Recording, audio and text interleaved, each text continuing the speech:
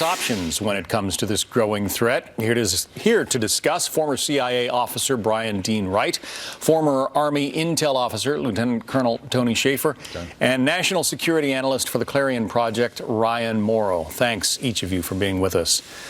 Tony, there have been 5 nuclear tests from North Korea before. We expect there could be another one this weekend. Right.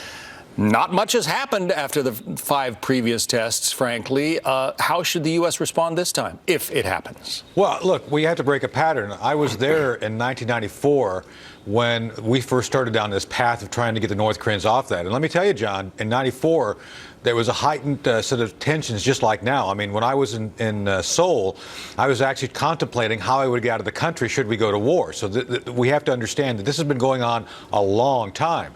So I think what's notable here is that President Trump is finally talking about breaking out of this pattern of allowing the North Koreans to do things like build their nuclear arsenal, do tests, and actually get rewarded for the bad behavior. So I think this is the key here, is that if there's another nuclear test, I think the results of this event will not be more rewards. I think Mr. Trump will do things to make them pay a price, and that's going to become an issue that we have to discuss. Brian, it is always said that China is the key. The president seems to feel that he has China's backing this time. Yeah, and that is a huge, huge change. You see, for many years, the world has passed a variety of different sanctions, and everyone has known that the only reason that they would be successful is if China actually did something about it. To date, they never have. And what you're seeing is President Trump saying, all right, I'm going to force their hand. Why? Because we know that the Chinese want stability over all things.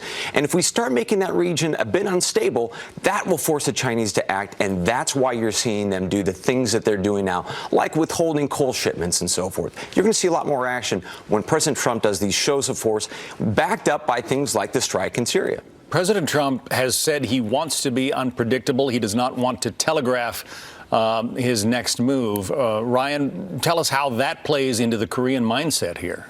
Well, look, Trump always called himself a counterpuncher, and now what you are seeing is the arrival of a counterpunching foreign policy. So the problem that he now has is that if he fails to counterpunch this time, then it looks like we back down and our credibility is injured because of that. So some options that Trump, I think, should exercise is declassify the information that links the Iranian nuclear program to the North Korean program so people see them as one entity, and also announce measures to reach the North Korean people so that the regime realizes that the information blockade and the cultish environment that sustains the regime is coming to an end. You're all on camera at this moment, so I want a show of hands. How many of you expect a nuclear test today?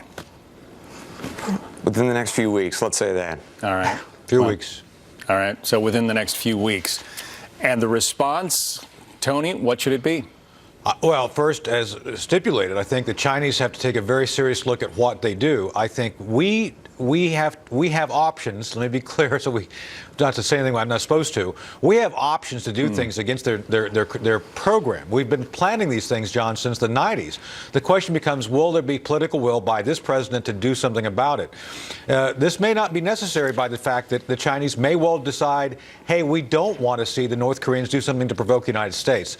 This is a big game of poker, and the stakes are very high, but it's a game that's been going on a long time, and we've always not been playing the strong hand we have, and this is where we're at. It'll be fascinating to see what happens this weekend and maybe in the next couple of weeks, as you all suggest. Tony Shaffer, Brian Dean Wright, Ryan Mauro, thanks for your expertise. Thank you. Thank you, John.